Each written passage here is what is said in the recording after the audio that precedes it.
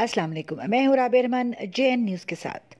بہاولپور سے جام نذیر احمد کی رپورٹ شامل کرتے ہیں۔ بہاولپور میں بدنام زمانہ شیرہ گینگ کا منشیات فروش ظفر کے بین الاضلاعی منشیات فروشوں سے رابطوں اور کالجز یونیورسٹیوں میں منشیات کی سپلائی کا انکشاف۔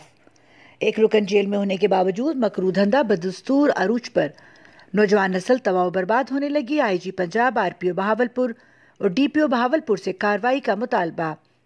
تفصیل کچھ یوں ہے کہ بہاولپور کے قومی اور لوکل اخبارات میں خبروں کی اشاعت پر تھانہ صدر نے شیرہ گینگ کے ایک رکن منشیات فروش نعمان مدنی کو بھاری منشیات سمیت گرفتار کر کے جیل بھیج دیا، مگر پیچھے اسی گینگ کے ایک رکن زفرہ نامی منشیات فروش نے انت مچا دی۔